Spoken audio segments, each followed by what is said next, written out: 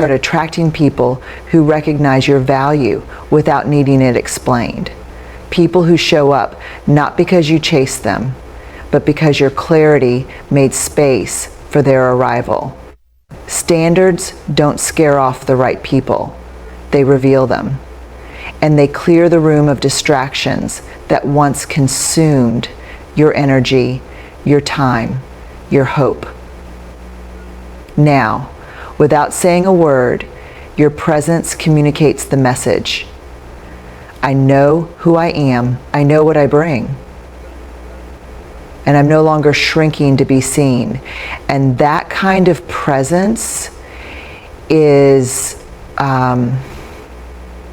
unforgiving. It's knowing what peace feels like and refusing to negotiate it. It's having such a strong relationship with yourself that you won't abandon your needs just to keep someone around. Not because you don't care about love, but because you finally care about yourself in love. The truth is, when you start holding standards, real ones, not spoken as ultimatums, but lived as a lifestyle, you start losing access to people who were only drawn to your flexibility, your overgiving, your willingness to bend. That loss can feel like rejection at first, but in reality, it's protection, because your elevation naturally filters out what was never meant to stay at your level of growth. You don't need to argue with someone who can't meet you. You just need to stop stepping down to meet them. And when you do, the whole landscape of your relationships change. There's a deep shift that happens when a woman stops explaining what she wants and simply lives it. She no longer over-communicates her boundaries. She no longer begs to be understood. She no longer tries to educate someone on how to treat her, because now her standards do the speaking for her, and they speak volumes without raising their voice. She's no longer available for inconsistent affection, conditional respect, or temporary intimacy. And the beauty of this is that she doesn't need to debate, defend, or demand it. She simply embodies it. She walks in it. And in doing so, she creates an energetic boundary that only aligned people can pass through. People often think setting high standards is about having a checklist or being demanding, but it's not. It's about being deeply rooted in your self-worth. Your silence becomes more powerful than your pleading ever was. Your absence becomes felt in places where your presence was once taken for granted. Emotionally healthy people, men included, are drawn to that kind of energy because it communicates emotional maturity. It says, I'm no longer addicted to the hope of potential. I only invest where there's mutual clarity and emotional accountability. That energy is rare. That energy is rare. It's calm, confident, and deeply attractive. And the people who aren't ready to meet you there, they'll fall away. Not because you pushed them, but because inconsistency no longer has anywhere to land in your life. When you wake up to this pattern and begin to choose differently, everything shifts. You no longer linger in situations that drain your energy or confuse your intuition. You stop making excuses for someone's inability to be clear, consistent, and emotionally present. You recognize that confusion is an answer. Silence is a decision. Mixed signals are a no. And instead of reacting to those patterns, trying harder, explaining more, holding on tighter, you simply remove yourself gracefully, quietly, with strength, not spite. Because you know you don't build love through convincing. You build it through mutual safety, emotional responsibility, and consistent actions. Here's the magnetic part. When you become unavailable for inconsistency, you automatically elevate the type of connection you attract. You move out of energetic availability for people who thrive on keeping you guessing. There's a quiet transformation that happens when a woman decides that inconsistency is no longer something she entertains. Not because she's bitter, not because she's hardened, but because she's finally reached a point in her self-worth where chaos no longer feels exciting and emotional breadcrumbs no longer feel like love. In the past, she may have confused inconsistency with intensity, the hot and cold behavior, the push-pull dynamic, the constant second-guessing. It all mimicked the feeling of passion. But beneath that pattern was emotional instability, often rooted in childhood wounds or a normalized sense of unpredictability in love. And when that becomes familiar, it's easy to think inconsistency means someone cares, that their return after distancing is proof of connection. But it's not.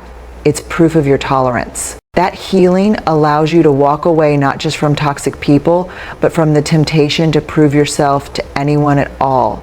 You no longer need to earn a seat at the table. You become the table. You start attracting people who meet you, not people you have to chase, convince, or rescue.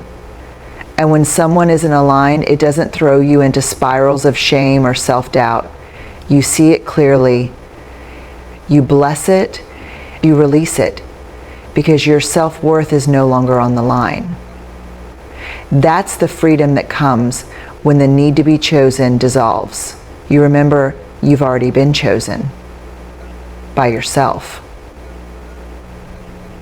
And from that place, you stop magnetizing the kind of relationships that feel like emotional roller coasters. Because you're no longer the woman trying to prove she's lovable when that need is unhealed. It runs everything. It makes you chase people who pull away.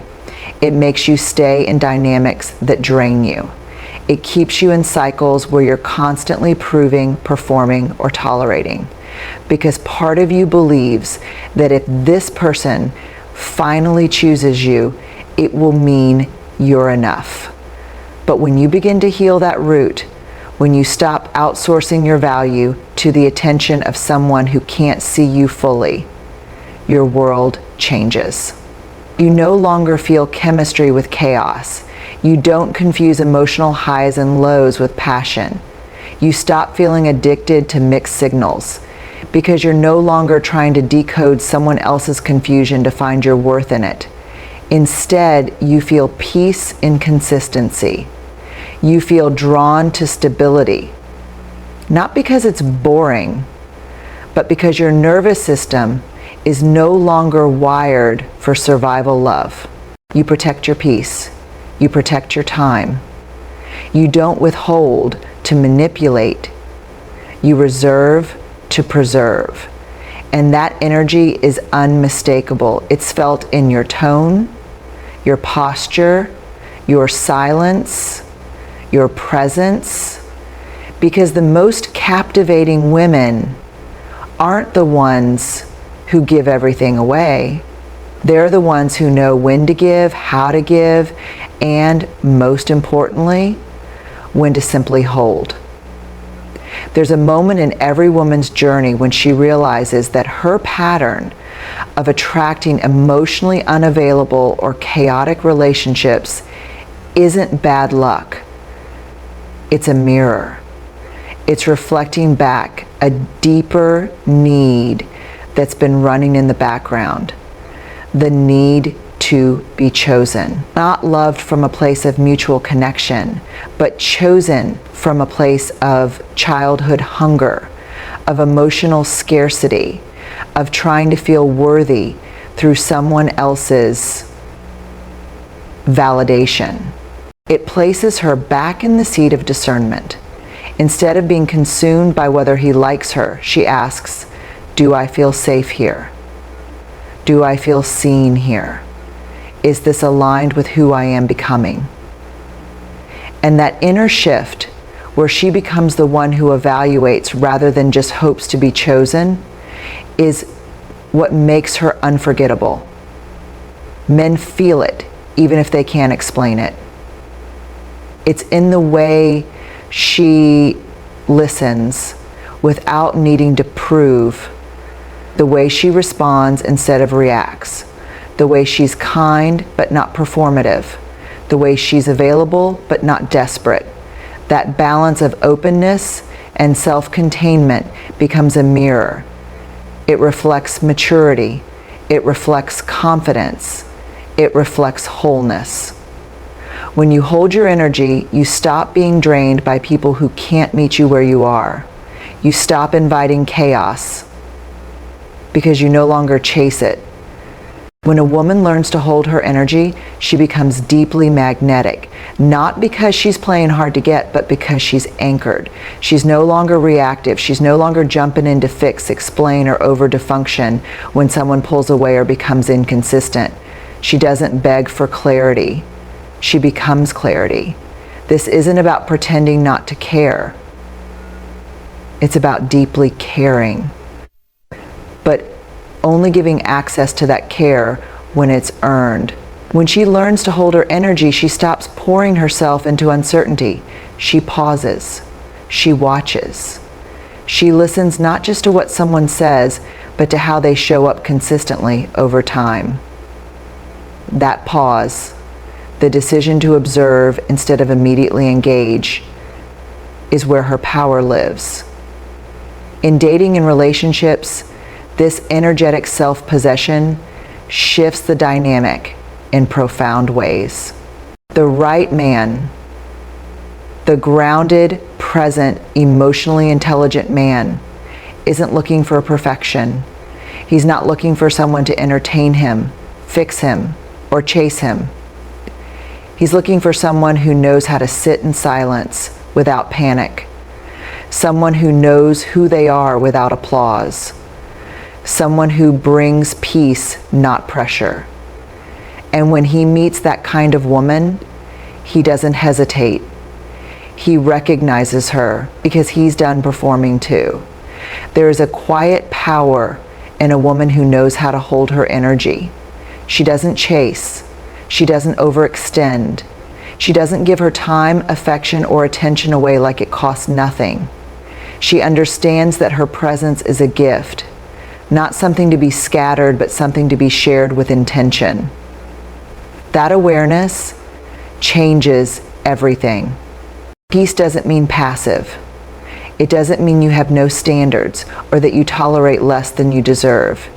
In fact, it usually comes after you've walked away from what didn't honor you, from what stirred up anxiety and chaos, and from the parts of yourself that thought love had to be earned through exhaustion. Peace comes when you finally decide you're done hustling for worth. And here's the irony. When you stop performing, you stop attracting people who only love the performance. You stop drawing in those who are entertained by your energy, but not invested in your heart. You stop tolerating confusion disguised as chemistry. And instead, you start pulling in people who feel safe around you because you're safe within yourself. This kind of woman doesn't enter a room wondering if she'll be chosen.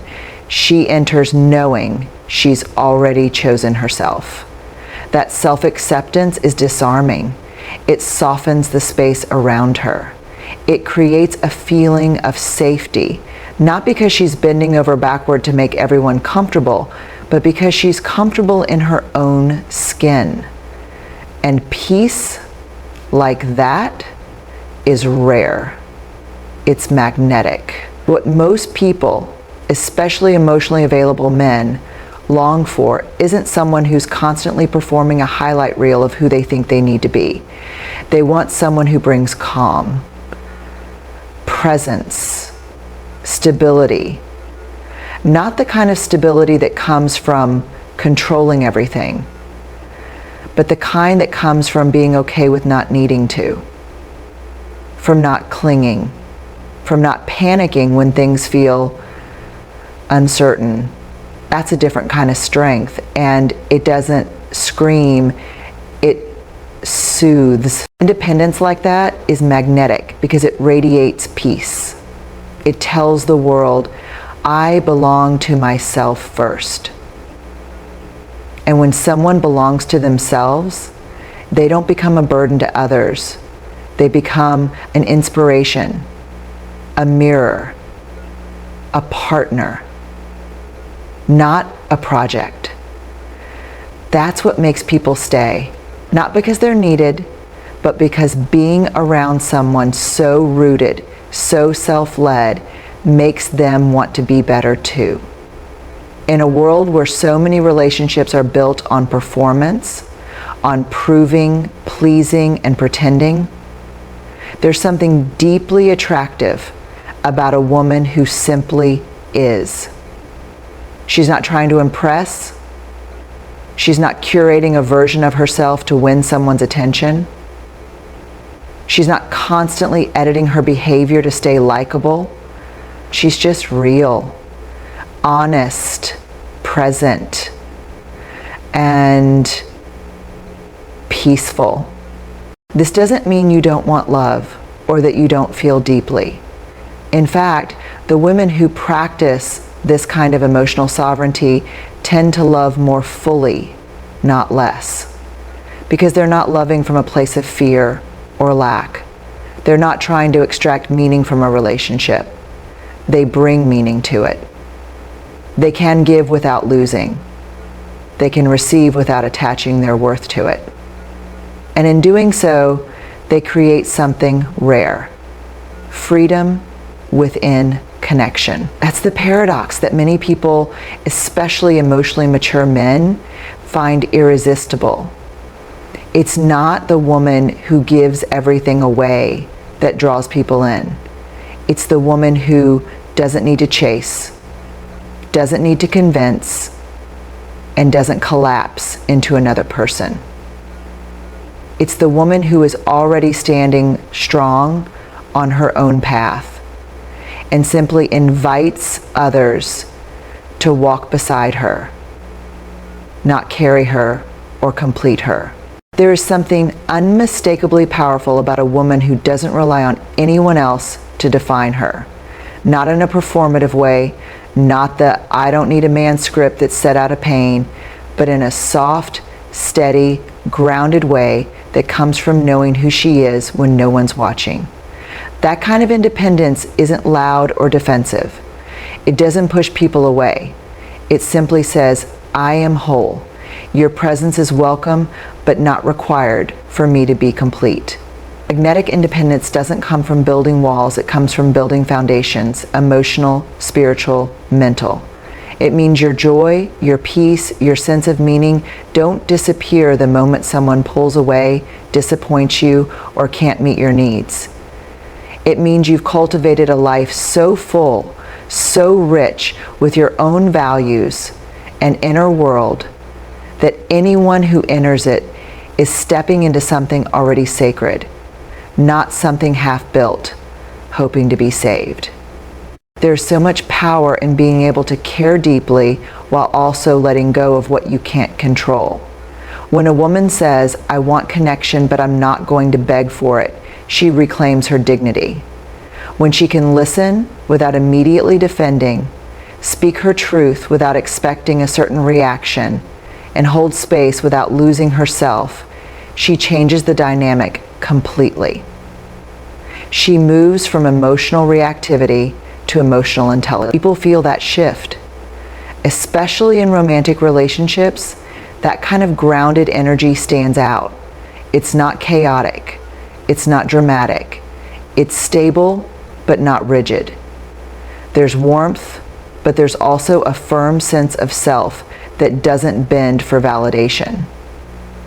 That kind of detachment creates safety, not just for her, but for anyone close to her. Because when someone knows you aren't going to collapse under pressure or take everything personally, they can actually relax in your presence. Detachment is often misunderstood. People hear the word and assume it means coldness, distance, or not caring. But that's not what healthy detachment looks like. Real detachment doesn't mean you stop loving, stop listening, or stop engaging.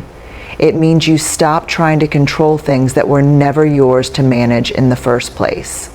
It's not apathy, it's emotional clarity. A woman who practices healthy detachment doesn't shut down or disappear when things get hard. Disappointments are not part of the process. They simply were not meant to be. She stays present, she communicates, she holds space, but she no longer ties her identity, self-worth, or emotional safety to someone else's behavior. That shift is everything. Because once you stop making someone else's approval the measure of your value, you're free. Free to show up honestly, without anxiety trying to micromanage the outcome, because there's a difference. The former comes from wholeness, the latter comes from fear. People can feel the difference, even if they don't consciously know it. When a woman shares selectively and intentionally, it shows self-respect. It shows emotional maturity. It tells the other person, I value my story enough not to hand it to just anyone. And ironically, that very restraint, the decision to protect your story instead of spilling it, often builds deeper curiosity, attraction, and respect. There's power in mystery, not in manipulation or withholding, but in discernment. You don't need to perform your pain to prove you're real. You don't need to overexpose your heart just to feel seen. People connect not to your details, but to your presence. And when you carry yourself like your story is sacred, not a sales pitch, you don't just connect, you captivate. We live in a culture that confuses openness with oversharing. Somewhere along the line, many of us were taught that being vulnerable means putting everything out there. Our fears, our past, our pain, our insecurities, all at once, hoping that transparency will create closeness. But what we often don't realize is that vulnerability, when used without boundaries, doesn't invite connection. It can actually push people away or overwhelm them. True vulnerability isn't impulsive. It's not a flood of information poured out in the first conversation hoping for validation. It's a slow reveal. It's built on mutual trust. When you're secure in yourself, you don't use your story to earn love or approval. You share it when it's safe, when it's right, and when it's earned. That's why detachment is so powerful in this context.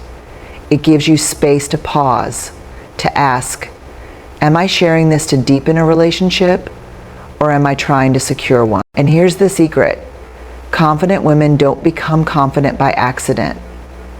It's not just a personality trait. It's a practice. It's built through self-trust. Every time she listens to her gut and honors what she knows deep down, her trust in herself grows. Every time she says no to something that doesn't serve her, even if it disappoints someone else, she sends a message to herself. I've got your back. That inner loyalty is where true confidence is born. You don't have to be loud to be powerful. You just have to be aligned. You don't need to prove anything when you already feel secure in what you bring to the table. And when that kind of woman walks away from anything misaligned, with grace, not bitterness, people notice, especially men. Because there's nothing more compelling than someone who doesn't need you to choose them, but still wants connection from a place of strength. Confidence isn't about volume. It's not about being the loudest person in the room, the most liked on social media, or the one who dominates the conversation. True confidence is often quiet. It's grounded. It lives in small choices made consistently when no one is watching. And the kind of confidence that draws people in, especially men who are emotionally mature, is the kind that doesn't need constant reassurance. When a woman knows who she is, she doesn't have to explain it, defend it, or oversell it. She doesn't perform her worth, she embodies it. There's a difference between saying, "I'm enough," and truly knowing it in your bones. That kind of knowing is subtle but powerful. It shows up in how she walks into a room, how she answers a question, how she can say, "I'm not available for that," without being defensive or cold. That's the kind of energy that doesn't chase, it attracts. Men are not drawn to chaos, they're drawn to clarity. And boundaries provide that. When you say no without guilt, when you say yes from a full body place of alignment, it shows you value your energy and your peace. That creates an atmosphere of respect, and in that space, real connection becomes possible. You're no longer available for confusion. You're not entertaining games, passive aggression, or mixed signals. And that's magnetic, because the people who are truly ready to meet you with presence, with respect, with maturity, they won't be turned off by your limits. They'll be drawn to them. They'll know they've found someone who doesn't just talk about love, they live it by honoring themselves first. And from that place, everything changes. We often think love is about saying yes, being available, being accommodating, especially as women. We've been raised, praised, and rewarded for our compliance. But what if the very thing that draws people in, especially men, is not our openness, but our ability to set limits? When a woman knows where she ends and someone else begins, she becomes powerful. Boundaries aren't harsh or cold. They're incredibly loving. They say, "I know myself, I respect myself, and because I do, I can respect you too." Think about it.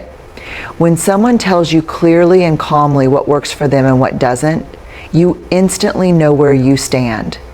You don't have to guess. That kind of self-awareness is attractive, especially in a world full of blurred lines, unclear intentions, and performative intimacy.